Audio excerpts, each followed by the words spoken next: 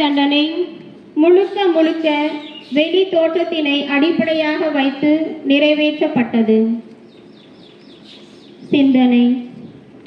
இயேசுவின் சிலுவை சாவுக்கு நாமும் ஒரு காரணம்தான். நம் அருகில் வாழும் சகோதர சகோதரிகளை எப்படியெல்லாம் தீர்ப்பிட்டு இருக்கிறோம். ஒரு குற்றமும் செய்யாதவர்களை கூனி குறுக செய்து வாழ்வை இழக்க செய்திருப்போம். இப்படி அடுத்தவரை இல்லாததும் பொல்லாததுமாக தீர்ப்பிடும் போது நாம் இயேசுவையே தீர்ப்பிடுகிறோம். நீங்கள் அளித்த தீர்ப்பே நீங்களும் பெறுவீர்கள். நீங்கள் எந்த அளவையால் அளக்கிறீர்களோ அதே அளவையால் உங்களுக்கும் அளக்கப்படும். பிறர் குற்றவாளிகள் என தீர்ப்பு அளிக்காதீர்கள். அப்போதுதான் நீங்களும் தீர்ப்புக்கு உள்ளாக மாட்டீர்கள். ஜெபம். அன்பு இயேசுவே, எங்கள் வாழ்க்கையில் உண்மையை அறிந்து நீதிக்காக குரல் எழுப்புகின்ற மன துணிவும் தீர்ப்பிடாத உள்ளம் கொண்டு வாழ வரம் தாரும். ஆமென். எங்கள் மேல் இரக்கமாயிரும் இயேசுவே, எங்கள் மேல் இரக்கமாயிரும். இறந்த நம்பிக்கை ஆன்மாக்கள் இறைவனின் இரக்கத்தினால் அமைதியில் இளைப்பாறுவார்களாக. இப்பொழுது அருட்சகோதரிகள் சுமந்து சிலுவை சுமந்து கொண்டு 2ஆம் நிலை வரை சுமப்பார்கள். அடுத்ததாக அடுத்த நிலையை புனித பெனடிக்ட் அருட்கன்னியர்கள் 2ஆம் நிலையிலிருந்து சுமப்பார்கள்.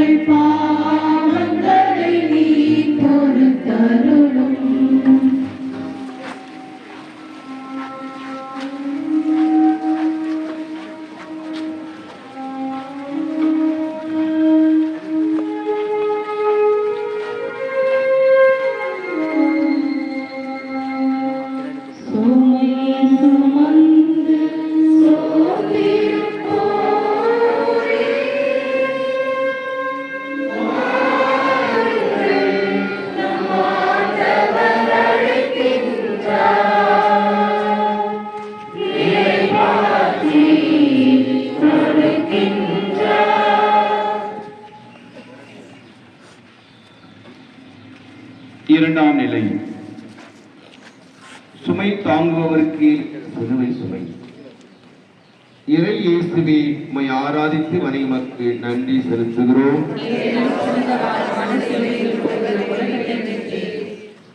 இறை வார்த்தை. ஒருவர் மற்றவருடைய சுமைகளை தாங்கிக் கொள்ளுங்கள், இவ்வாறு கிறிஸ்துவின் சட்டத்தை நிறைவேற்றுங்கள். கலாத்தியர் 6:2. ஐயோ ஐயோ, சுமையும் வேண்டாம் வலியும் வேண்டாம் என்ற மனநிலையில் வாழ்ந்து வரும் எம் மக்கள் மத்தியில் மற்றவருடைய வாழ்வு ஒளிர அந்நாளில் மோசே இஸ்ராயேல் மக்களை மீட்க விடுதலை என்னும் மக்களின் முணுமுணுப்பை சுமந்தார். இறை வாக்கினர் எரேமியா கடவுளின் வாக்கை இஸ்ராயேல் மக்களுக்கு அறிவிக்க மரத்தாலான நுகத்தையும் இரும்பாலான நுகத்தையும் சுமந்தார். இயேசு சுமை சுமந்து சோர்ந்திருப்போர்களே, எல்லோரும் என்னிடம் வாருங்கள். நானே கனிவும் மனத்தாட்சியும் உடையவன். உங்கள் உள்ளத்திற்கு இளைப்பாறுதல் கிடைக்கும் என்று இயேசு சுமையை கொடுப்பவராக அல்ல, மாறாக நம் சுமையை சுமப்பவராக இருக்கிறார். நாமும் பிறரின் சுமையை சுமக்கும் கிறிஸ்துவின் சட்டத்தை பின்பற்றுவோம். சிந்தனை: என் வாழ்வில் பிறருக்காக சுமையை சுமந்து இருக்கின்றேனா, அல்லது பிறருக்கு சுமையாக இருக்கின்றேனா? என் ஆடம்பர வாழ்வால் கடற்சுமையை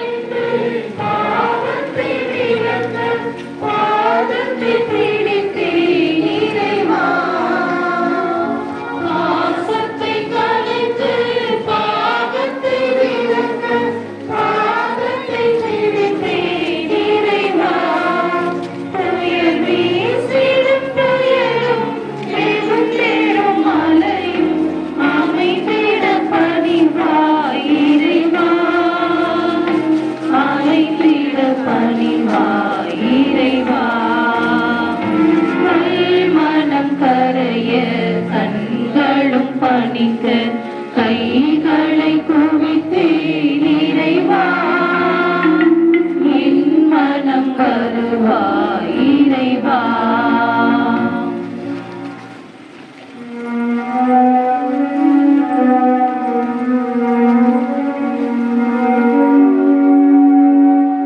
வீடும் சிலுவை பாலுவோடு மீண்டும் எழுந்தே துயர்களின் நினைவோடு, வீடும் சிலுவை பாலுவோடு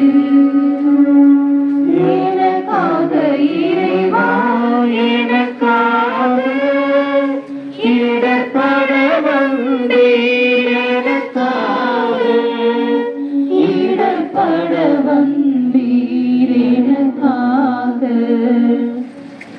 முதன்முறையாக சிலுவையோடு மண்ணில் இயேசு. இறை இயேசுவே, உம்மை ஆராதித்து வணங்குமக்கு நன்றி செலுத்துகிறோம். புனித பாரமான சிலுவையை கொண்டு உலகத்தை மீட்டீர்.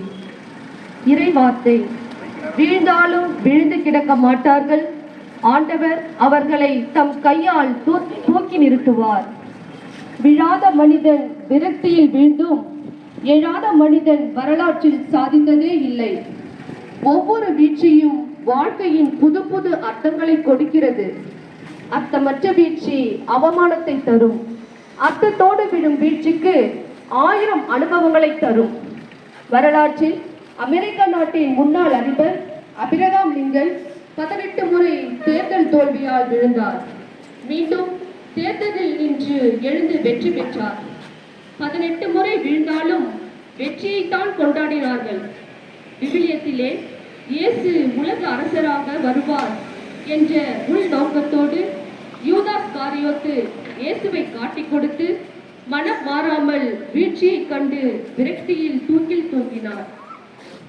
உலகத்தில் அநியாயம், அகங்காரம், பொறாமை, கெட்ட எண்ணம், பொருளாசை, பதவி ஆசை போன்ற சுமைகளை நமக்காக சுமந்ததனால் முதல் முறையாக சிலுவையோடு இயேசு மண்ணில் விழுகிறார்.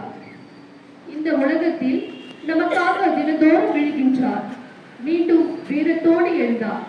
இன்றும் நாம் அவருடைய எழுச்சியை தான் கொண்டாடுகின்றோம்.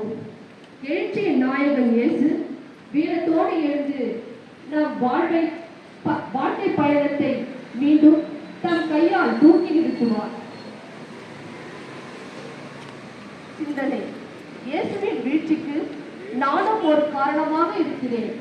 என் பாவத்தால், என் மறுதலிப்பால், திருப்பலியில் அவருடைய வார்த்தையை கேட்காமலும், தூய உள்ளத்தோடு நற்கருணை வாங்காமலும் மெத்த படித்திருக்கிறேன். ஆகவே இயேசுவை விட நான் தான் மேலானவன் என்று செயலினால் இயேசுவை விழ வைத்தேன். நம்முடைய சுயநலத்தால் எத்தனை முறை இயேசுவை விழ வைத்தாலும்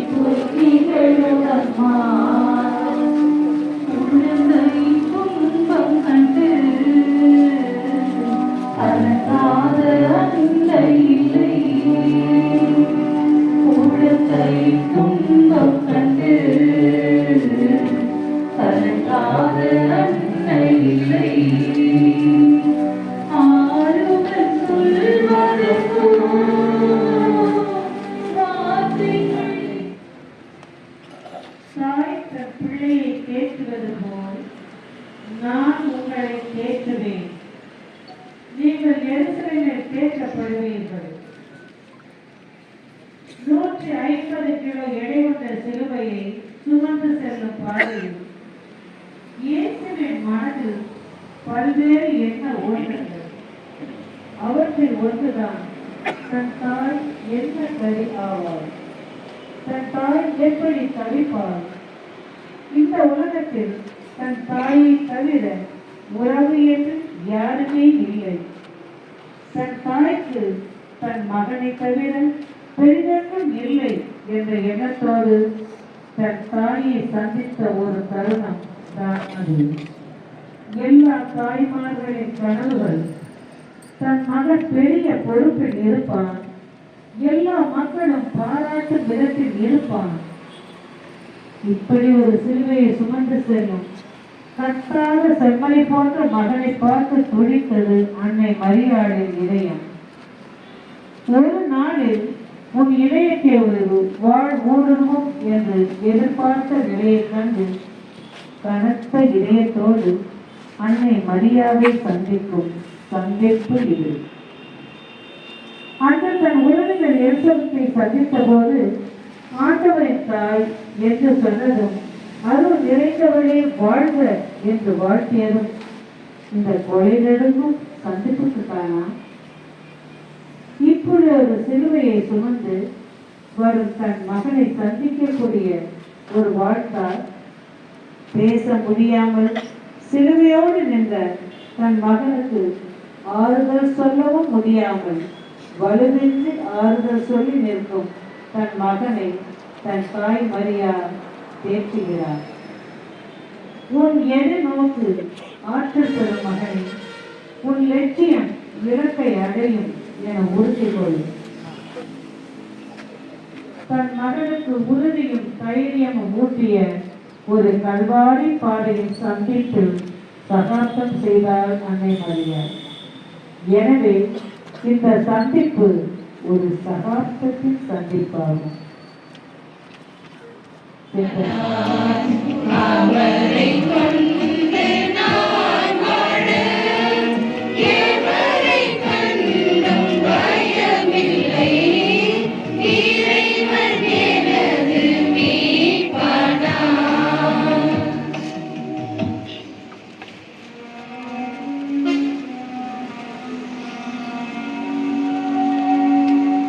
மறுத்திட முடியாதில்லையாலே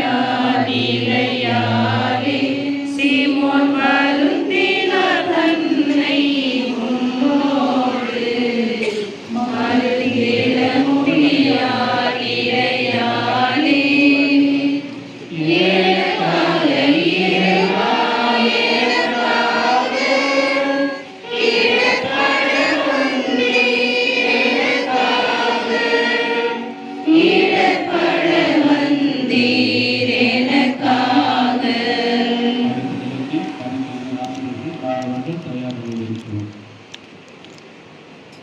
ஐந்தாம் நிலை. பாரத்தை பகிர்ந்த சீரோன் சீரோன். இறை இயேசுவை ஆராதித்து மனைவிக்கு நன்றி செலுத்துகின்றோம்.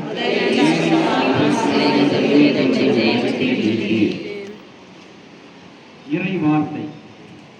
ஏழைக்கு இறங்கி உதவி செய்கிறவர் ஆண்டவருக்கே கடன் கொடுக்கிறார்.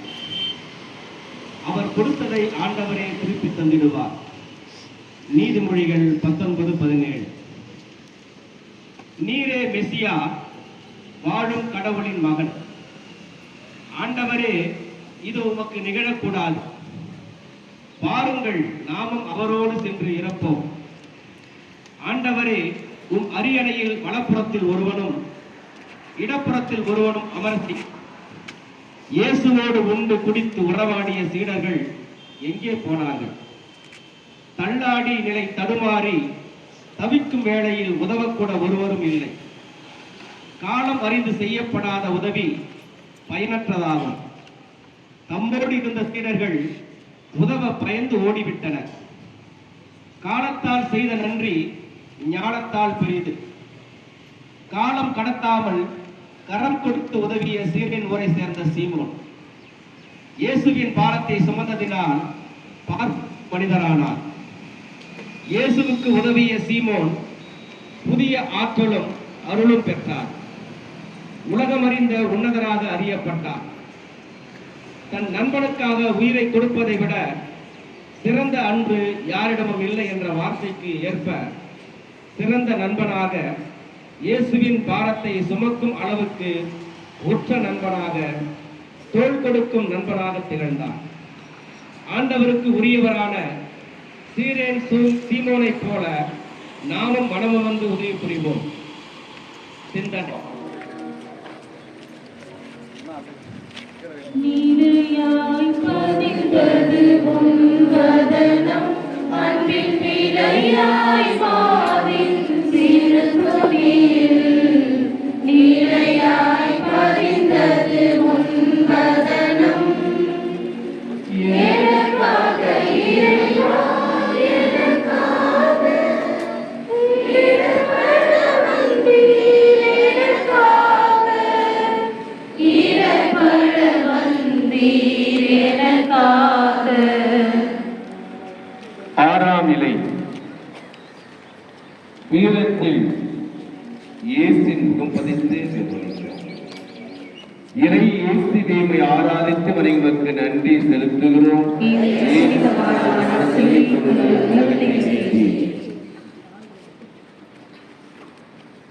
இறைவார்த்தை. கடவுள் கோடை உள்ளத்தினை அல்ல, வல்லமையும் அன்பும் கொண்ட உள்ளத்தையே வழங்கியுள்ளார். அக்கால பெண்களாகிய மிரியம் ஒரு ஞானமுள்ள பெண்ணாகவும், யூதித்து மன தைரியம் கொண்ட பெண்ணாகவும், சேபா நாட்டு அரசி ஞானத்தில் நாட்டமுள்ளவளாகவும், தேவையை அறிந்து நெடும் பயணம் சென்ற மரியா துணிவுள்ள பெண்ணாகவும் விளங்கினார்கள். இவர்களை விட கனிவும் பாசமும் மனிதத்தன்மையும் வீரமும் கொண்ட வெரோனிகா ஆணாதிக்கம் நிறைந்த மக்கள் மத்தியில் வீரத்தோடு இயேசுவின் முகத்தை துடைத்தார். வெரோனிகாவின் மனதிற்கு ஏற்ப தன் கனிவு முகத்தை பரிசாக துணிகளில் பதிய வைத்தார் இயேசு. துணிகளில் கண்ட இயேசுவின் முகத்தை அருளும் ஆசீர்வாதமும் நிறைந்த கல்வாரி வரலாற்றில் சிறப்பு இடத்தை பெற்றாள் வெரோனிகா. இக்கால பெண்களுக்கு வெரோனிகா ஒரு முன்மாதிரி. அக்கிரமத்தை கண்டு அடங்கி போகாமலும், அநியாய தீர்ப்பை கேட்டு கலங்காமலும், கோழை உள்ளத்தை கழற்றி எறிந்துவிட்டு வல்லமையும் ஆற்றலும் கொண்ட பெண்களாக உலகத்தில் உலா வருவோம். சிந்தனை. சமுதாயத்தின் மாற்றத்திற்காகவும் சுற்றுச்சூழல் வளர்ச்சிக்காகவும் இயேசுவின் முகம் பதித்து சென்றவர்கள். மரபு சாலுமரத்த திம்மக்கா கர்நாடக மாநிலம் தனக்கு குழந்தை இல்லை என்பதற்காக மனம் உடைந்து விடாமல் 45 கிலோமீட்டர் தூரத்திற்கு மரங்களை நட்டு தன் பிள்ளையாக இயேசுவின் முகத்தை மரங்களில் கண்டாள். ஆறுகளின் தாய் அன்னை மேத்தா பக்கம் மும்பையில் பிறந்தவர். பணத்தை தண்ணீராக செலவழிப்பார்கள், ஆனால் இப்போது தண்ணீரையே பணமாக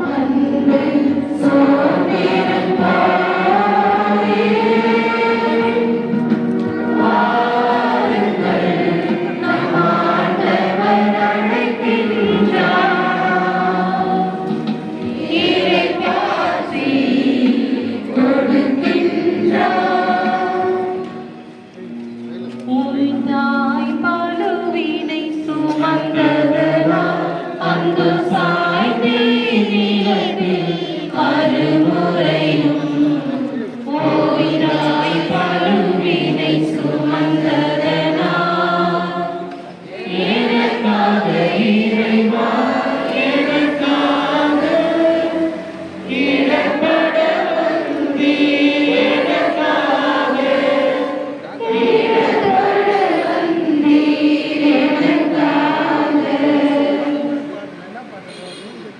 ஏழாம் நிலை.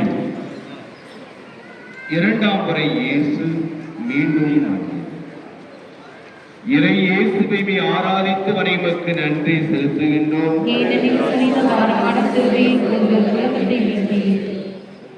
இறைவார்த்தல். இயேசுவின் காயங்களால் நீங்கள் குணமடைந்துள்ளீர்கள். நம்முடைய வாழ்க்கையில் கால் தவறி ஒரு முறை விழுந்தாலே சிரிக்கின்ற இந்த மாயை உலகில் இயேசு இரண்டாம் முறை சிலுவையின் பாரத்தால் விழுந்தார். எப்படியெல்லாம் எள்ளி நகையாடி இருப்பார்கள் அந்த கயவர்கள் கூட்டம். இயேசு இரண்டாம் முறை விழும்போதும் விழட்டும் என்றுதான் நினைத்தார்கள். மாறாக தன்னையே கடவுள் என்று பேசியவன்தான் விழுந்தான். பாலைவனத்திலே இயேசு 40 நாட்கள் ஜெபம், தபம், நோன்பு இருந்தபோது கூட சோதனைகளால் விழவில்லை. ஆனால் இந்த பார சிலுவையால் இரண்டாம் முறை இயேசு விழுவதன் நோக்கம் என்ன?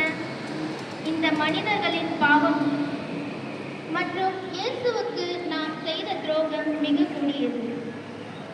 ஆகையால் தான் இயேசு தன் நடை தள்ளாடி தன்னிலை உடைந்து பாரமான சிலுவையோடு விழுகிறார். நம் பிணிகளை அவரே தாங்கிக் கொண்டார் என்பதற்கு ஏற்ப பாரமான சிலுவையை தாங்கிக் கொண்டு மீண்டும் எழுந்து நடந்தார் இயேசு. சிந்தனை. நமக்கு அடுத்திருக்கும்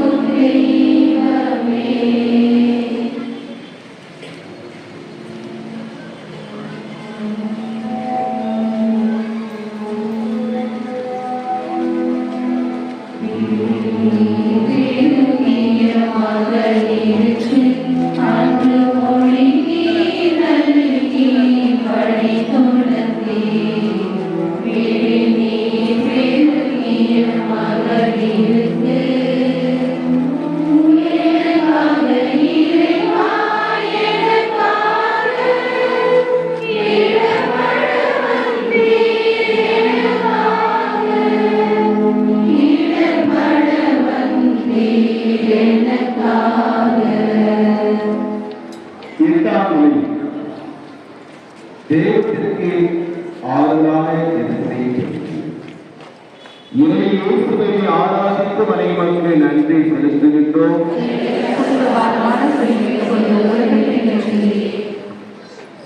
இறைவார்த்தை. கடவுள் எங்களுடைய இன்னல்கள் அனைத்திலும் எங்களுக்கு ஆறுதல் அளிக்கிறார்.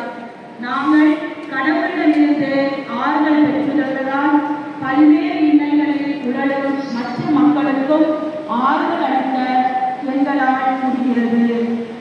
இயற்கையாகவே இரக்க குணமும் ஆறுதல் தரும் பண்பும் கொண்டவர்கள் பெண்கள். எந்த ஒரு துன்பத்தைக் கண்டு கலங்காத பெண்கள் இல்லை. தான் ஆடாவிட்டாலும் தன் தசையாடும் என்ற கூற்றுக்கு ஏற்ப ஜீவராசிகளிலே அடுத்திருக்கும் ஜீவராசிகளுக்கு துன்பம் என்றால் முதலில் பெண் ஜீவராசிகளால் கலங்குமாம் என்பது உண்மை கண்டுபிடிப்பாகும். துன்பத்தை குறிக்கும் இயேசுக்காக, தன்னாடி தடுமாறும் இயேசுக்காக, அழகு முகாம் கோர முகமாய் மாறியிருந்த இயேசுக்காக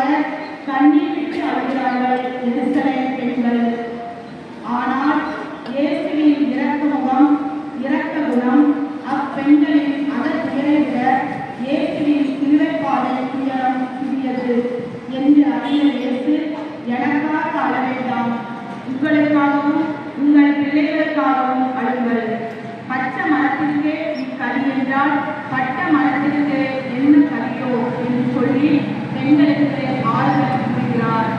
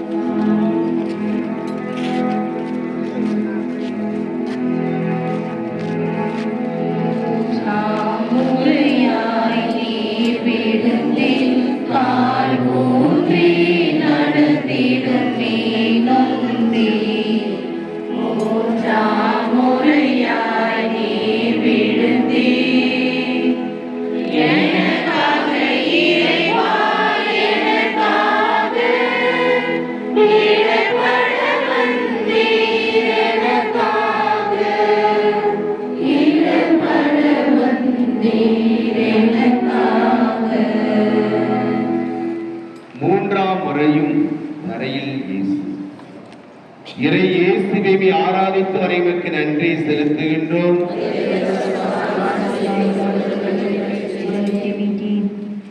இறைவார்த்தை தாம் உவகை கொள்ளும் நடத்தையை கொண்ட மனிதரின் காலடிகளை ஆண்டவர் உறுதிப்படுத்துகிறார். அவர்கள் விழுந்தாலும் விழுந்து கிடக்க மாட்டார்கள்.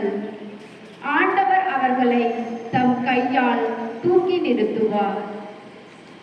இந்த லட்சிய பயணத்தில் 2 முறை விழுந்துவிட்ட இயேசு 3ஆம் முறையும் விழுந்தால் என்ன ஆகும்?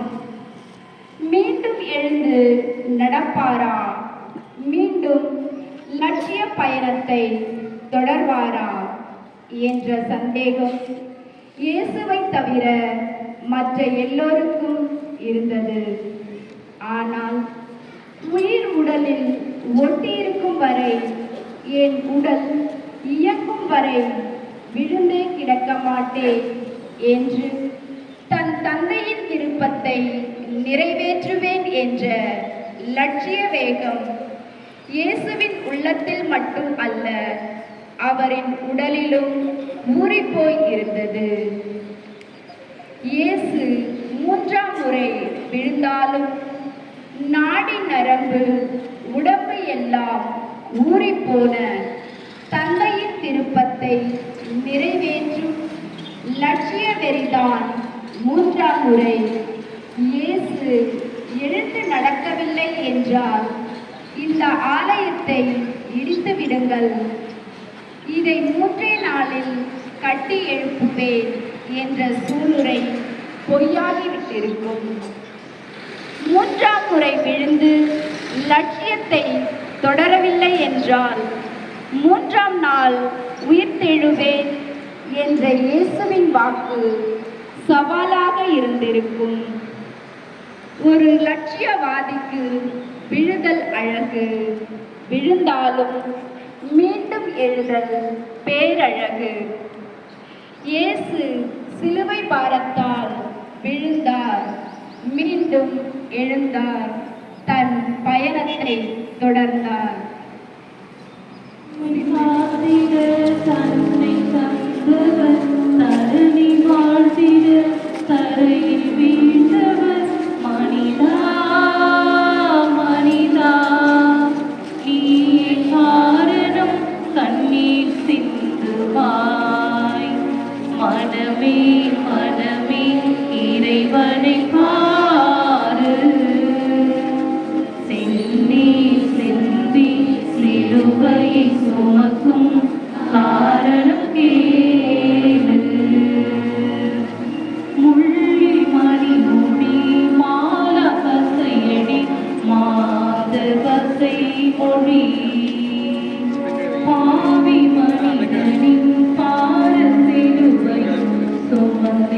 போகின்றார். கொடிய பாதையில் குருதி சிந்திட துவண்டு வீழ்கிறார், எடுத்து போகிறார். மனிதா மனிதா, நீ காரணம் கண்ணீர் சிந்துவாய். மனமே மனமே இறைவனை பாரு, சிந்தி சிந்தி சிலுவையை சுமக்கும் காரணம் கேளு.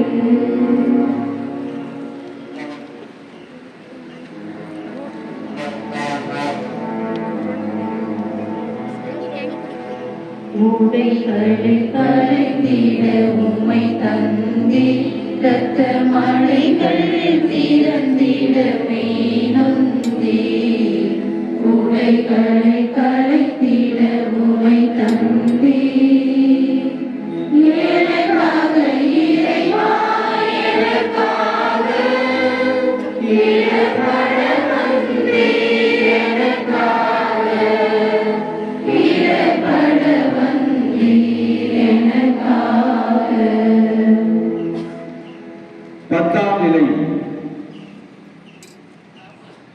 ஆயிரக்கே ஆடை கலைப்பு.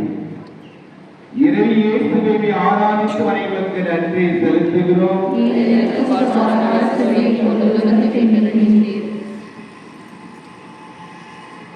இறைவார்த்தை, அழுக்கு உடைகளை இவரிடமிருந்து கலைந்து விடுங்கள். உன்னிடமிருந்து உன் தீச்செயல்களை அகற்றிவிட்டேன். நீ உடுத்திக் கொள்வதற்கு பட்டாடைகளை அளித்தேன். சக்கரையா 3:4. ஆடை என்பது ஒரு மனிதனின் தன்மானத்தையும் மாண்பையும் உணர்த்தும் ஒரு மானம் காக்கும் பாதுகாப்பு அணிகலன். ஆடையால் ஒரு மனிதன் எந்த அளவுக்கு மதிப்பு பெறுகிறான்?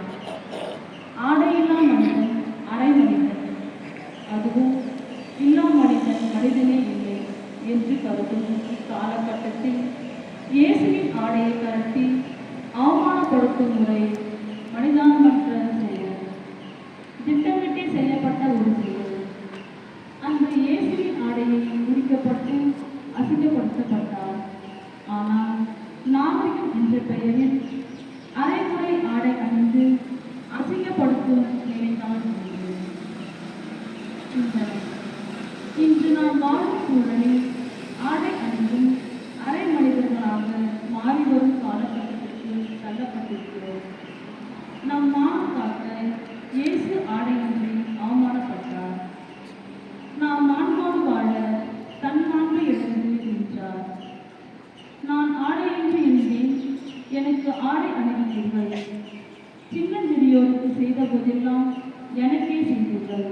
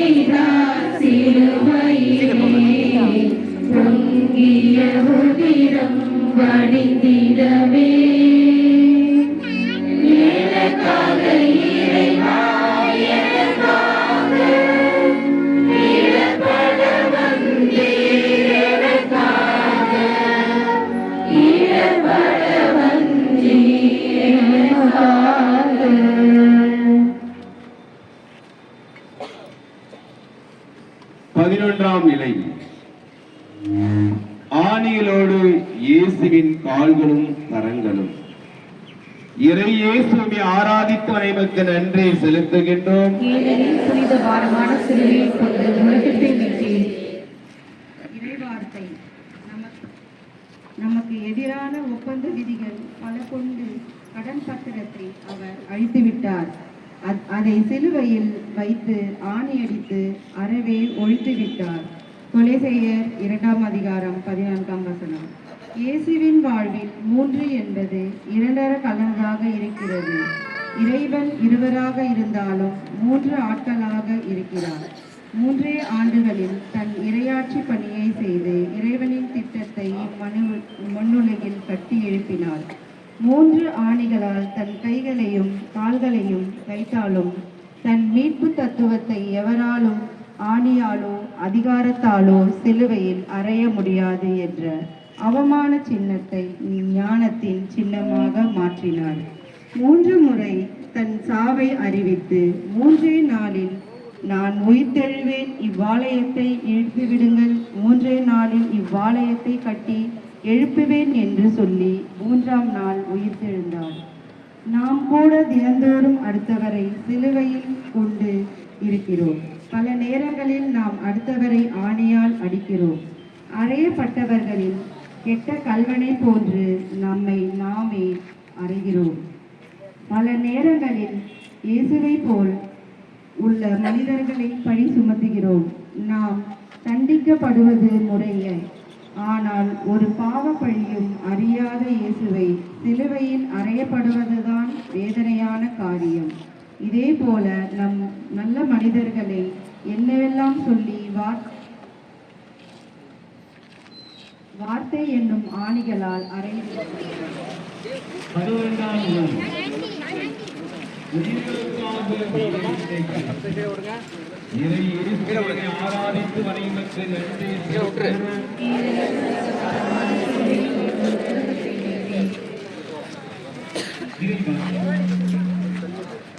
தந்தையே, உன் கையில் என் உயிரை ஒப்படைக்கிறேன். கோழை பலமுறை சாகினான், ஆனால் வீரனுக்கு ஒரு முறைதான் சாகு. இயேசு ஒரு வீரன். சிலுவையில் தன்னையே கையளித்தார். ஒரு மனிதன் சாகும் தருவாய்தான் யாரிடமெல்லாம் பணம் கொடுத்து வைத்துள்ளேன் என்ற கணக்கை சொல்லி கேள்வியுற்றிருக்கிறோம். தான் சம்பாதித்த சொத்து கணக்கை பிரித்து கொடுக்க கடைசி கையெழுத்திட்டதை கேட்டிருக்கிறோம். தனது உயிரை நம்பிக்கைக்கு உரியவரிடம் கொடுத்துவிட்டு இறந்ததை பார்த்திருக்கிறோம். கடைசியாக தன் மனைவி பிள்ளைகளை பார்த்து அழுதுவிட்டு இறப்பதை கண்டிருக்கிறோம். ஆனால் நம் ஆண்டவர் இயேசு, தந்தையே இவர்களை மன்னியும் என்று தவறு செய்தவர்களை மன்னித்துவிட்டு தன் உயிரை விட்ட மாமனிதர் இயேசு. நாம் சாகும் முன் இயேசுவை போல மனம் திறந்து மன்னிக்கக்கூடிய மனிதர்களாக மாறுவோம். சிந்தனை: 6 லட்சம் பேரை கொன்றாலும் ஆண்டவரின் மன்னிப்பை உணராதவன் ஹிட்லர். அடுத்தவரை அவதூறாக பேசி ஆண்டவரை கரங்களில் ஏந்தி மன்னிப்பு கேட்காமல் வாழும் நாமும் மனதில் மன்னிப்பே இல்லா மனிதராக மன்னிக்கும் மனிதர்களாக வாழ வளர்ந்தார்.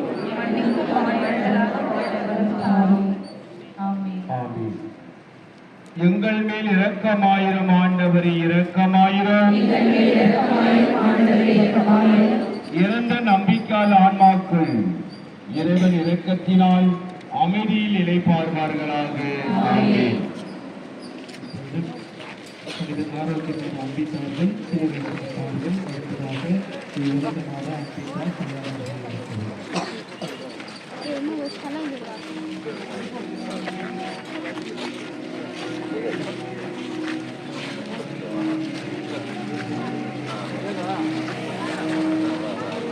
Thank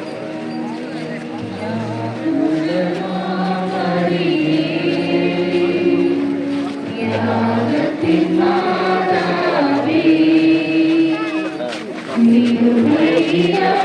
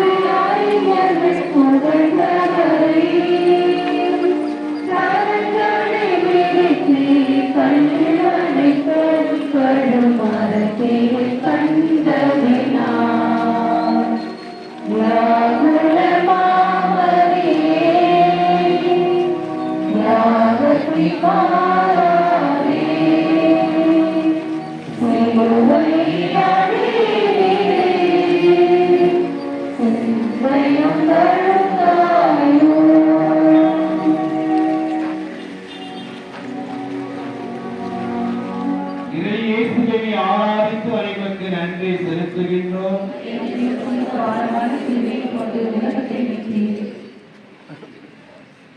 உமது உள்ளத்தையும் ஒரு உபதேசிப்பாய். லூக்கா 2:37. அருள்மிக பெற்றவரே வாழ்த்து.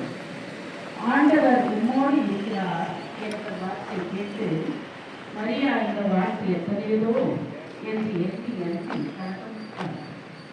குழந்தை இயேசுவை மாட்டு தொழுவத்தில் பெற்றெடுத்து தீவன தொட்டியில் கிடக்கும் நிலை கண்டு மரியா நிலை குலைந்து போனார்.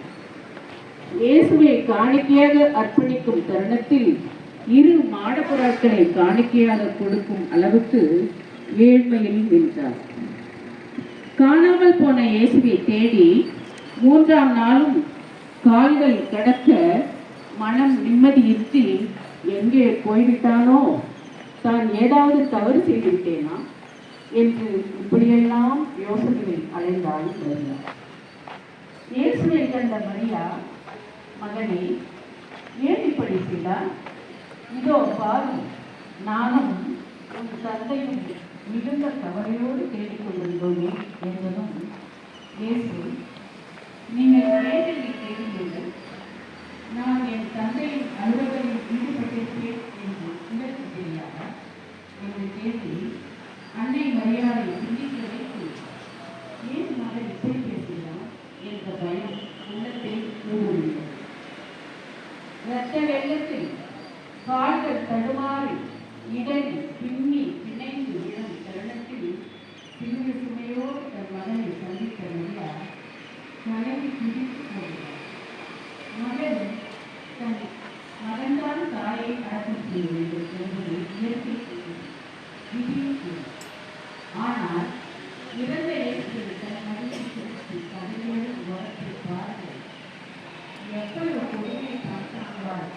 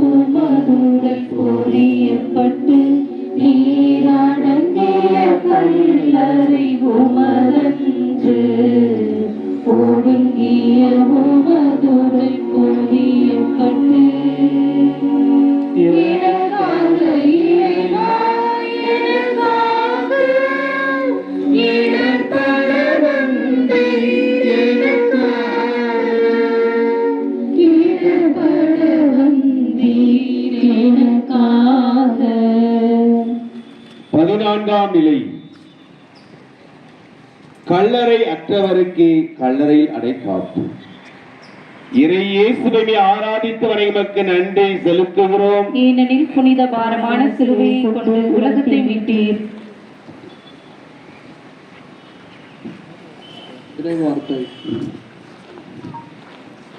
இறைவார்த்தை கோதுமை மணி மண்ணில் விழுந்து மடிதால் அன்றி அது பலன் தராது. தாயின் கருவறையில் இருந்து வந்த நாம் பூமியின் கருவறைக்கு செல்வது உறுதி என்ற எண்ணம் இருந்தாலும் ஏன் இத்தனை ஆட்டம் போடுகிறோம்? ஒருவர் மற்றவர் அன்பு செய்யுங்கள் என்றுதான் சொன்னார். கடவுள் தம்மிலிருந்த இயேசு மனிதராக தாழ்ச்சியாக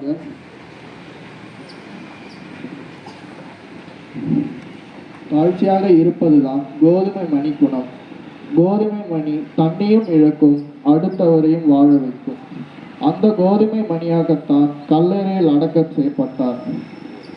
கடுகு மரமாக, திராட்சை கொடியாக, ஒலிவ மரமாக என்று பிறருக்கு வாழ்வாக, வழியாக, உண்மையாக 3ஆம் நாள் உயிரோடு வந்தார். கல்லறை சென்று சாவை வென்று கல்லறை புகட்டும் பாடம்தான் உயிர்ப்பு. சிந்தனை. சமரச உலகும் இடம் கல்லறையே. இன்று கல்லறையில் கூட கலகம், கலாட்டா, கலவரம், இந்த பக்கம் எங்கள் கல்லறை, அந்த பக்கம் உங்கள் கல்லறை என்று வேறுபாட்டு காட்டும் வகையில் வண்ணம் தீட்டப்பட்ட கல்லறையாக நாமும் உலர்ந்த எலும்புகள் எல்லாம் உயிர் பெற வேண்டும் என்றால் வேற்றுமையை களைவோம். உண்மையான உயிர்ப்பு உண்டு என நம்பினால் கல்லறைக்கு வருவதற்கு முன்பு உயிர்களை மதிக்க கற்றுக்கொள்வோம்.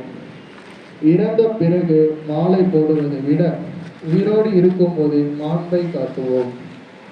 இறந்த பிறகு அழுவதை விட சாகும் வரை அழாமல் பார்த்து கொள்வோம். இறந்த பிறகு வேஷம் போட்டு அழுவதை விட உயிரோடு இருக்கும் போது உண்மையாக இருப்போம். என் தந்தை, தாய், சகோதர சகோதரிகளிடம் இவ்வுலகில் இருக்கும் போது எப்படி இருக்க போகிறோம்? மேலும் அடுத்தவருக்கும் நமக்கும் ஒரு கோதுமை மணியாக திகழ்வோம். ஜெபம்.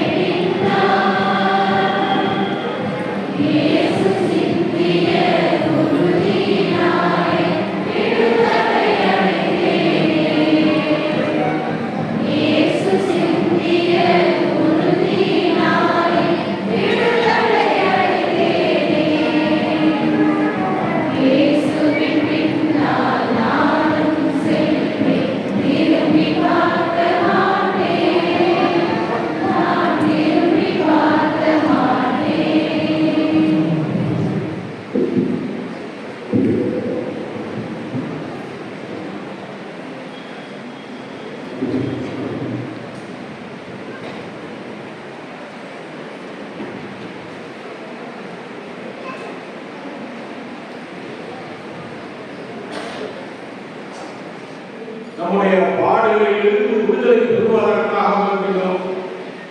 விடுதலை ஆண்டவர் நமக்கு விடுதலையை தருகிறார். அவர் நமக்கு குணம் அளித்து விட்டார் என்று நம்பிக்கையோடு ஆண்டவருக்கு நன்றி சொல்லுவோம்.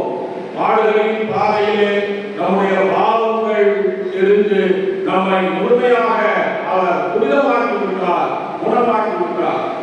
உடல் நோய்களில் இருந்து அவர் குணமாக்கி விட்டார்.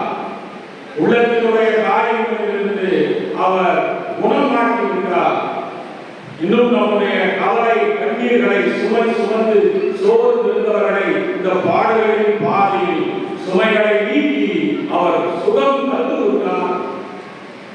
இன்னும் வரக்கூடிய சிறுவர்களையும் நாம் தாங்குவதற்கு உள்ளத்தில் முழு உறுதி அளித்துவிட்டார் என்று நம்புவோம். இந்த நம்பிக்கையினால் நாம் குணமாறது மட்டுமல்ல, நம்முடைய வாழ்க்கையில் இன்னும் சுமைகளை சுமக்கிற போது ஆண்டவர் போல இன்முகத்தோடு அதை தாங்கி பிடித்து நாம் சுமைகளை சுமையாக இல்லாமல் நாம் சுமைகளை சுகமாக ஏற்றுக்கொண்டு நடப்போம். இன்னும் பவுலடிகளார் சொல்லுவது போல அவருடைய சிலுவையில் தன்னுடைய பழைய வாழ்வை அடைந்து விட்டவர், அவருடைய சிலுவையில் தன்னுடைய சுமைகளை அடைந்து விட்டவர். அவர் இறந்து புதைக்கப்பட்டது போல பழைய பாவ வாழ்க்கை, பழைய சுமை நிறைந்த வாழ்க்கை, துன்பங்கள் நிறைந்த வாழ்க்கை, துயரங்கள் நிறைந்த வாழ்க்கை, எல்லா விதமான கவலை கண்ணீர் வாழ்க்கை அத்தனையும் புதைத்து விட்டவர்கள் அவரை போல இருப்பார்கள். அவருடைய வாழ்வு சிலுவையோடு இருப்பதல்ல, மண்ணில் புதைக்கப்பட்டதோடு இறுதி அல்ல, அவருடைய இறுதி உறுதியான உயிர்ப்பு. ஆகவே உயிர்த்து விட்டீர்கள் என்ற நம்பிக்கையோடு இறைவனுக்கு நாம் நன்றி சொல்லுவோம். கொண்டிருக்கும் நாம் பயணிக்கும் எதிர்நோக்கின் பாதை குறுக்கலாக இல்லாமல் அகலமான வாழ்வு தரும் பாதையாக அமைக்கிற ஆண்டவர் நமக்கு தந்த பாதைதான் இந்த கல்வாரி பாதை. 2025 ஆண்டுகள் ஆகியும் இந்த கல்வாரி பாதை உணர்த்தும் செய்தி மனமாற்றம், ஒற்றுமை, தனி மனித விடுதலை, நம்பிக்கை, எதிர்நோக்கு, அன்பு, மன்னிப்பு, தர்மம், தவம் மற்றும் ஜெபம் போன்ற நற்செய்தி விழுமியங்களை செய்ய தோன்றும் பயணமாக அமைத்திட எதிர்நோக்கி பயணிகளாக இக்கல்வாரி பாதையில் பங்கெடுத்த நாம் ஒரு திருப்பு முறையாக இருப்போம். இந்த யூபிலி ஆண்டில் எதிர்நோக்கி ஆண்டாக சிறப்பிக்கும் நாம் இவ்வாண்டை ஒரு பொற்காலமாக அமைத்து இத்திருச்சிலுவை பாதை பெரும் முன்னேற்ற பாதையாக இருக்கும்.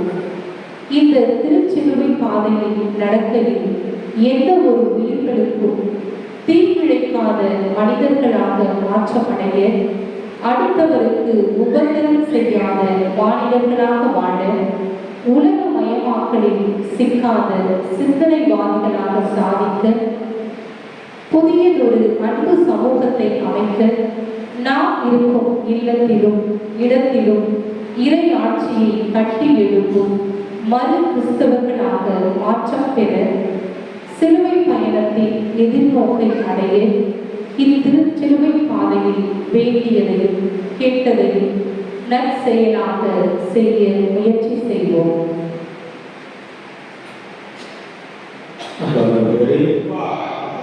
அது அவமான சின்னமாக இருந்தது.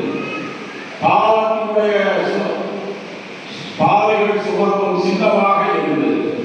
ஆனால் இந்த சிலுவை இயேசுவை சுமந்த பின்னால் இது பரிசுத்த சிலுவையாக மாறியது, அதிசய சிலுவையாக மாறியது, அற்புதங்கள் சுரக்கும் சிலுவையாக மாறியது, அனைத்து ஒடுக்குமுறை துன்பங்களிலிருந்து விடுதலையாக்கும் விடுதலை சிலுவையாக மாறியது. பழைய வாழ்வை முழுமையாக மாற்றி நிறைவாழ்வு அளிக்கும் சிலுவையாக இது மாறியது. நிறைவாழ்வை நமக்கு ஆண்டவர் இப்போது அளிக்கிறார். எல்லா இறைவன் தந்தை, மகன், தூய ஆவியார் உங்களை ஆசீர்வதித்து நிறைவாழ்வு அளித்து உயிர்ப்பில் வாழ்வதற்கு அழைத்து செல்வாராக.